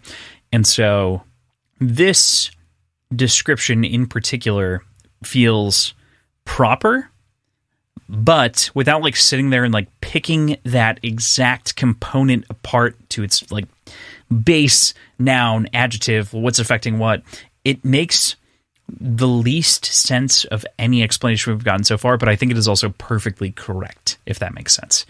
The thing that I would tag on top of that, just to like put my thumb on the scale just a little bit, is that while I think that he's done a very good job of explaining it, he could have done a better job just simply by using metaphor a little bit more directly.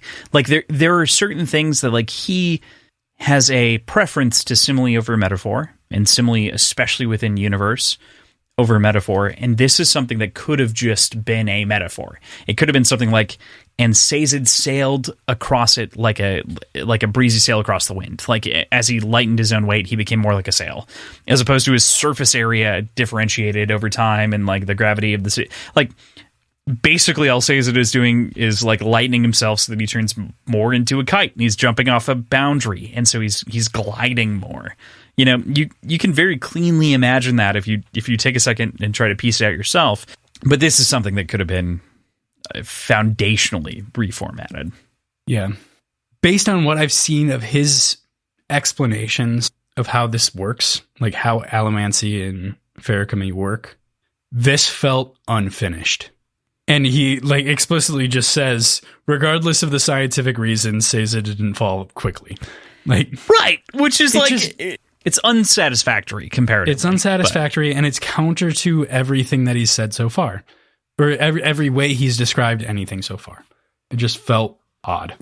It's basically hand waving to me. Like, it's not hand waving in the way it was like, I'm not explaining how this works. It's more like, I tried and you didn't get it, and so like I'm hand waving it away.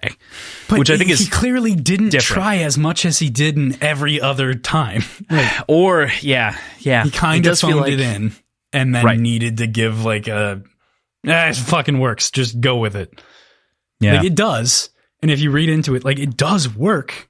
But we just had to spend at least 10 minutes talking about it to make it make sense to work, which is, for a paragraph explanation, a little bit too much homework to like try to make something make sense. Mm-hmm. And I think a good explanation could have been something along the lines of writing it from Sazed's perspective, saying like, I understand at my core how this works. I don't know all the scientific reasons for it, but I intuit how it works.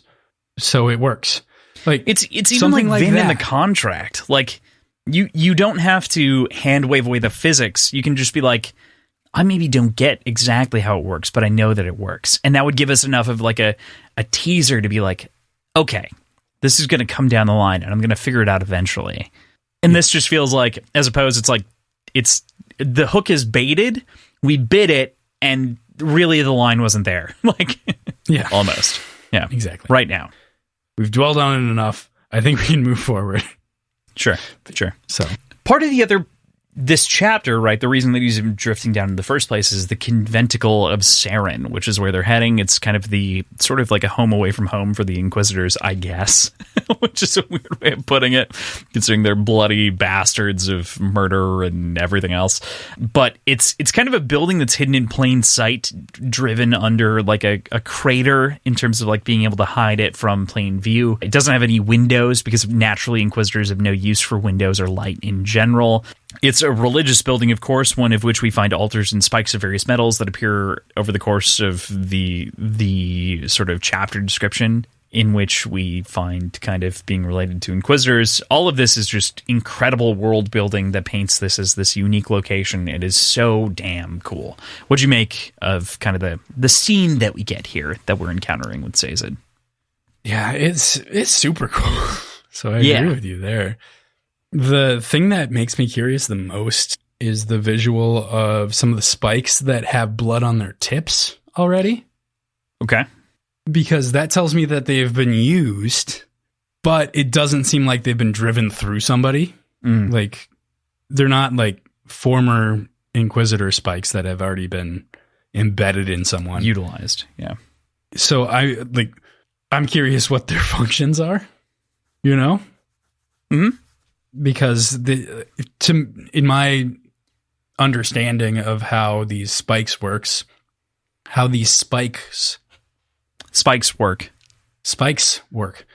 they'd either be like covered in blood from being embedded in somebody and driven through them, or they'd be clean. Like, I don't get where just the tips would be bloody. So, interested in finding out. Super cool thing that's super fucking creepy. But yeah, I think the fact that we can't tell yet, despite us kind of criticizing Branderson here for his description of the ferrochemy and iron. It's the difference between mystery and, you know, like... Yeah, I feel like he's really doing his job well here in wanting us, or like making us want more information. Yeah. Yeah, I don't know why I get so hung up. I agree with you. I also get super hung up on the ferrochemy explanation that we were talking about a little bit beforehand. And I think it's also, in the end, when you like spend a lot of time and read it, it's like, okay, totally get it. Totally makes sense. But it's not, like everything else has been casually input into brain, makes sense, output into reaction in the world. That doesn't. This, though, it poses a bunch of questions of like, okay, spikes of different metals, alters, blood, different spikes of different amounts of blood on them. Like, what does that mean? Mm-hmm. And it poses some real serious questions. And it also gives this entire story, of which we already knew about the Inquisitors in the last story, but this gives it this interesting horror, dark, deep taint to it that really is shocking and supposed to be reviling. Yeah, it is. It is pretty reviling. Like, this whole scene is fucked. It's the amount of bodies on the floor piling up against the back wall. It's ridiculous. It's gross. Yeah. The bodies on the floor is absurd, right? Like it's not absurd. It is unconscionable. It is terrible. It is understandable because these people suck.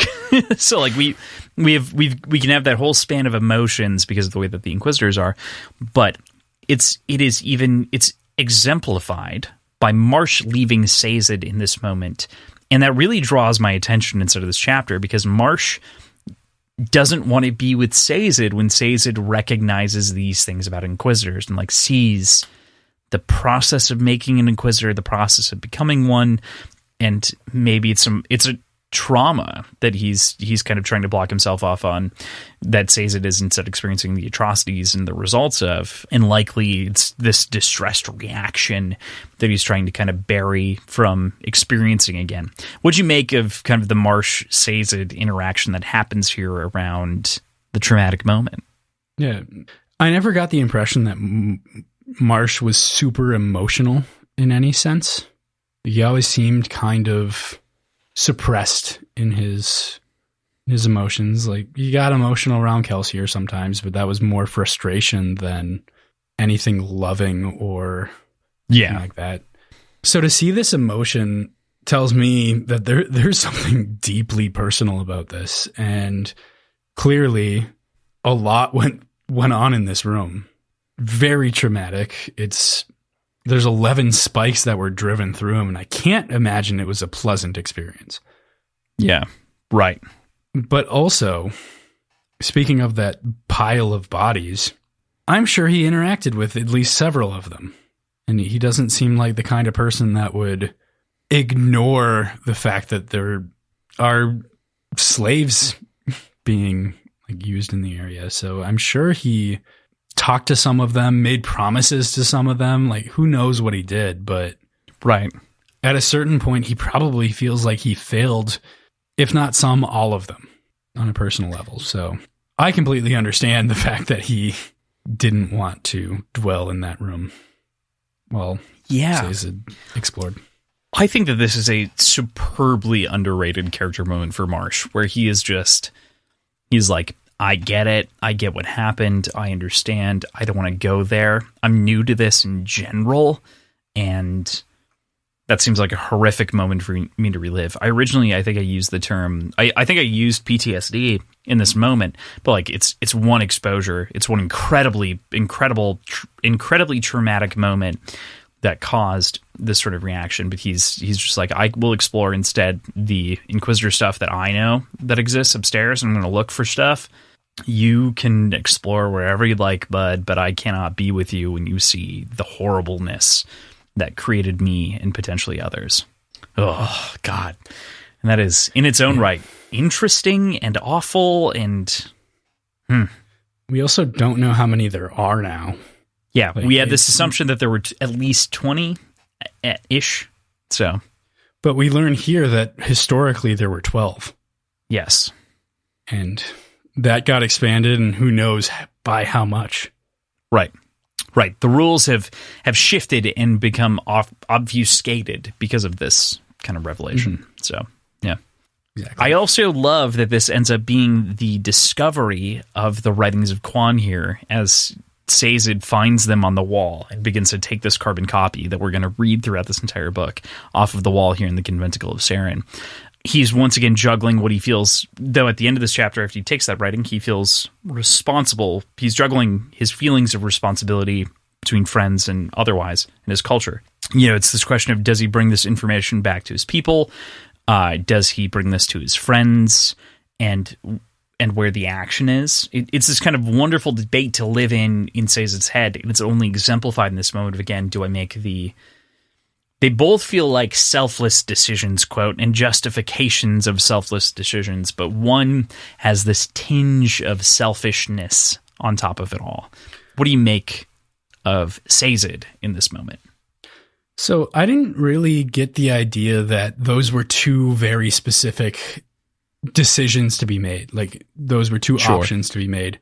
It felt more like, I have to get these to my people. I can go forward, like I can march forward myself and get to all these different villages or places, wherever, and spread it by foot individually. Or, thinking about this better, I can spread word from Luthadel by sending information.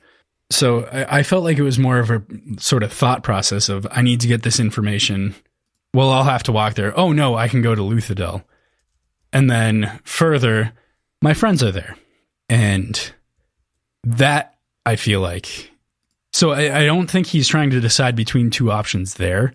I think what he's torn between is the fact that he has this duty as a teacher, but now he's being pulled away from that. And that's also bringing him in contact with his friends who he intentionally needed to leave in order to fulfill his duty. So that maybe undeservedly brings sort of a level of guilt. That's my read on the situation, at least. It's guilt either way. Like, he has guilt. Yeah. I think even if his friends weren't there, he'd have to go to Luthadel in order to quickly spread the information that he's found. What information, though, is immediately relevant? Like, is he... That's a good point. It's not. That's my counterpoint here. But it's pressing. It's pressing because if he dies, it's lost forever. Correct. But at the same time, don't you go to the keepers and tell the other keepers so they can store that in their copper mind? Well, going to Luthadel gets information to more keepers faster. Maybe. He's not going to the keepers, though, he's sending letters from Luthadel, is what I understood. Yeah, that's... I feel like that's kind of... a bunch at once in different directions. That's his sort of, explanation as to why he can validate it. It's the reason that he could choose to go that route as opposed to going directly to Terrace and sharing this critical information that is on their religion. This is on the thing that they've been trying to figure something out about for a millennia. They've been struggling to figure this shit out, and all of a sudden he has all of these details that have never been exposed. So he's like, do I go to Terrace to tell my people about their faith that they've been questioning forever, or do I go to my friends and then mail out bullshit letters as opposed to hearing from the horse's mouth? That's where I feel the weird. Yeah, it's meant to be a question to be debated. So it's it's well done on Brandon's part, I think. It is, for sure. That's why I like ending here. That's why I like this being the end point of the bit. However, unfortunately, I've recalled that, of course, because this is an end point, we have another logbook entry to talk about. I never read it. It's always, well, we're going to read it because we always stick with those. I'll read it out loud. When I finally had the realization, finally connected all of the signs of the anticipation to Alendi, I was so excited. Yet when I announced my discovery to the other world bringers, I was met with scorn. Oh, how I wish I had listened to them. I did read this because the term world bringers is a single word and capitalized, and I don't know what it means. Anticipation is also capitalized. Right. Yes. Yeah. Interesting. I don't know. This is a weird one that just like poses a question, right? Like it's just like, what the fuck is a world bringer? I don't know, man. I don't fucking know. It's kind of the point, right? Like it's a struggle. It's good. We love the struggle. We're here for the struggle. So crazy shit. With that, we're at the end of the week, and my dear boyo, there's no fucking predictions for us to talk about that are like coming up this week. So there's no drinks to be taken at the end of this episode. We've got only holdover things from previous weeks, so nothing we're going to bring up here immediately for folks at home. Perfect. We added a couple this week between the episode. We mentioned the one I think that we really added, but other than that, been pretty straightforward. So with that, we get into question of the week, and our question of last week, I'm going to paraphrase it a little bit here, but I think it was favorite sparring, dueling, or training moment, and I think people took it to the extent of the duel when I mentioned that, and it kind of went out of control. Duel. I was intending for more like training, sparring, and that's okay. I love that we went heavy duel in the answers here, but it is heavy duel for sure. It is, yeah. Do you want to start it off? Yeah, I'll kick it off, and I think we could rotate between. I think it'll be perfect. With Pearson's, I think we should rotate. Like every other answer, like rapid fire those. It'll be fun. Pearson did like 8. Which is, I mean, it's good. They're all good answers. They're all reasonable. I considered 2 of them as my own answer, and I'm glad in the one that I landed on, which you also landed on, so fuck you. I did. Anyway, starting it off here, from our patron Ivana, it was all the fight scenes in Equilibrium, the movie, of which is roughly based on 1984, if I remember correctly, especially the gun kata and sword fight, and, of course, Cassius versus Darrow in Golden Sun Red Rising 2. Highly recommend for those of you who haven't seen it. Definitely seen it, read it. Yeah. You'll see it in your mind's eye when you get there.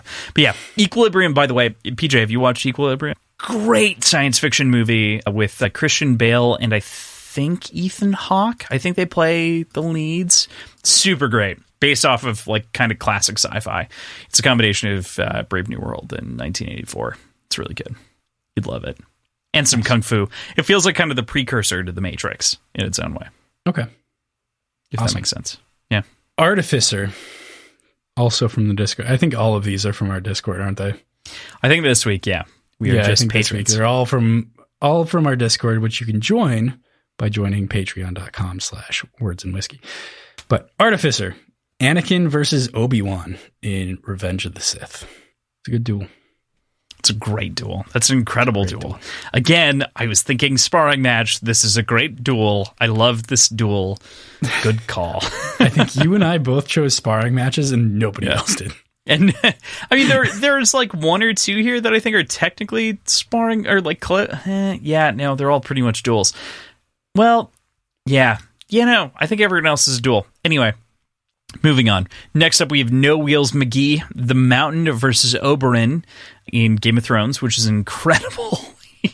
It's an incredible moment in the story, regardless of whether you're reading it or watching it, or the moment, or rather the last episode of Invincible, that final conflict that happens between 2 characters. That is also an incredible duel that, you know, if I were picking a duel and not a sparring match myself, I would probably agree with you on the Invincible front, because that is a fucking moment. Storms.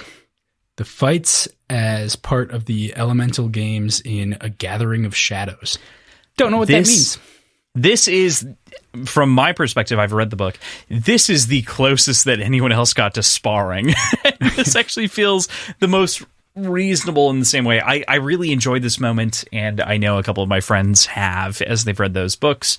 Victoria Schwab, V.E. Schwab, has done a great job with those books and kind of like both differentiating and then also simultaneously adding the gamification elements that she had to. Well, didn't have to, but chose to instead of these novels. And this is one of those fun moments of teaching a magic system in a unique way. So I loved it myself. I read it this last year. So great. We kick it off with Tim Pearson's bevy of answers here. We start off with Inigo Montoya versus the Man in Black, which is a duel that's been coming his entire life.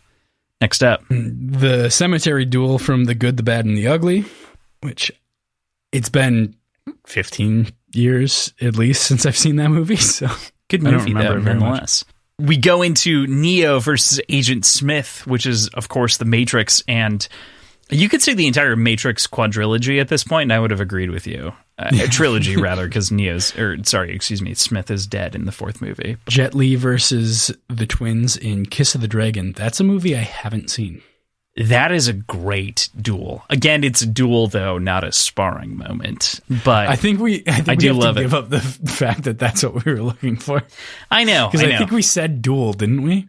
I think we said duel. We specifically said duel or sparring. Like, I think we should have said training sparring moment. Like, I think that's the way we should have tried to phrase it, but we fucked up. It's okay. We're eating our own shit at the moment. Yeah. That leaves George St. Pierre versus Captain America in Captain America and the Winter Soldier, and is he in Civil War?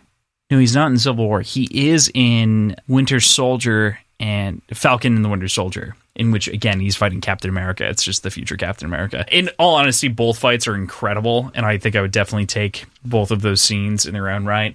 And GSP, again, as a martial artist actor, just absolutely kills it. So, love that. Edmond Dantes versus Count Mondigo from The Count of Monte Cristo. I haven't seen that. Or read it. Or read it. Yeah, because it's a book from the 1700s. I'm sure I slaughtered those names.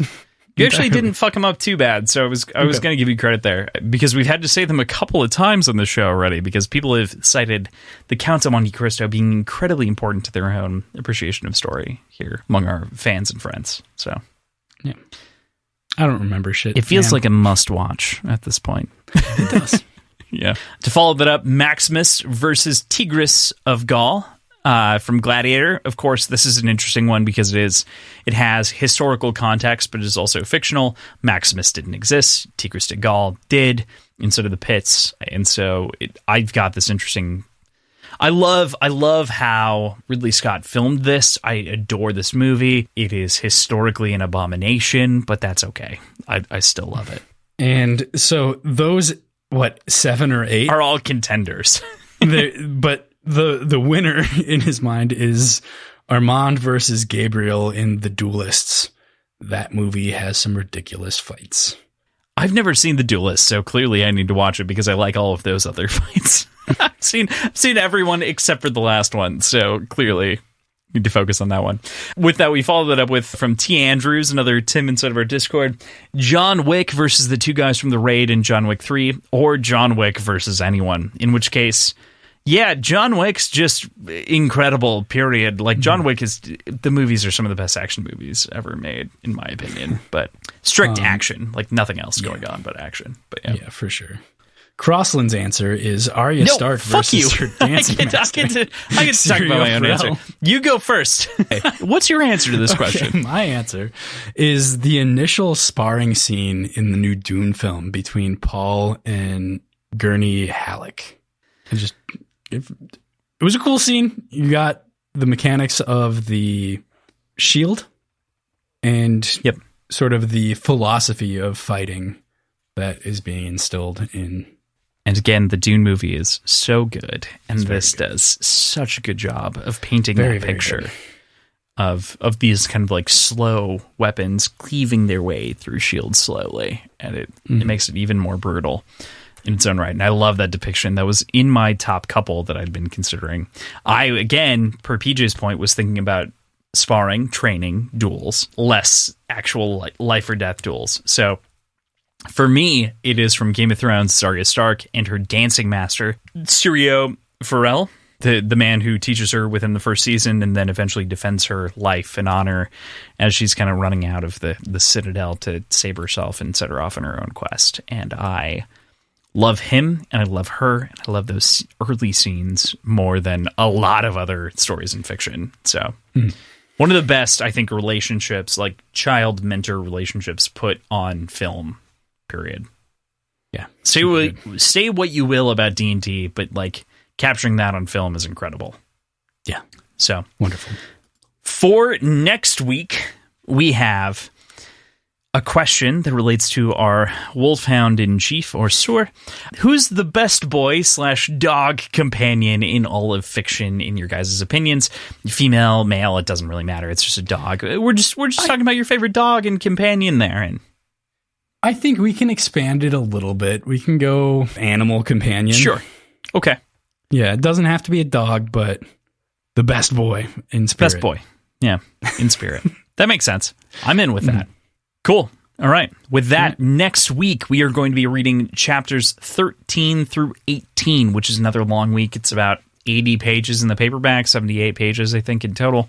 So it's going to be a week. Very excited to read those chapters. So that's where we'll leave you for the week. Thank you, as always, to Tim and Andrew for helping us make sure this show goes on. You can check out all the links in the show notes. You can find our schedule, our Patreon, previous episodes, our websites, all of our social media accounts, all in one very convenient location. Those social media accounts, if you can't be bothered to look in the show notes, are Words Whiskey Pod on Twitter, Instagram, and Reddit, and wordsandwhiskeyshow@gmail.com. And our Patreon is patreon.com/wordsandwhiskey. This week, we wanted to shout out our new patron, Barback Space Boots, a.k.a. Chani. Another little Dune reference there, which is great. We also have our second private party scheduled for us to cover Fast 5 from our current patron, Marcus. Yeah, I don't know about you, PJ, but I'm super excited to chat about this because our most recent Devil's Cut, it was Marcus's question about the Fast and the Furious, and I think we both said that I've seen through Fast 4, and you've seen maybe Tokyo Drift. I saw it, but I was like 12 or something. Yeah, right. So it's going to be very exciting for us to go through this episode and publish it and talk about it. So it will likely be coming to you soon. I don't think we've explicitly explained what it's like or what it is on the show before, and if we have, I'll just reiterate quickly. We have a new Patreon tier called Private Party, in which you can basically sponsor an episode and give us a prompt, give us a piece of media for us to cover on one of our other feeds, probably. So I think this one might live on PJ's Symposium of Media and Whimsy, which is another show that I lead. That will be coming out in March. Yes, yep. I think that feed will be live by the time that episode comes out. Yes. So, but yeah, patreon.com/wordsandwhiskey if you want to hear us talk about basically anything. We do quite a bit, and you can definitely petition us to read or talk about something that you'd like us to. That said, keep an eye out for Atomic Pylon Media and more of the things that are going to be covered there, because we have a number of other shows that are going to be coming out over the month of March. We hope you enjoy them. Of course, some of them are pre-recorded, some of them we've pre-launched. We hope that you dig the stuff that we've done so far. Thank you guys all so much for supporting the show, and can't wait to talk to you next week about our third episode of Mistborn. Yeah. Whee!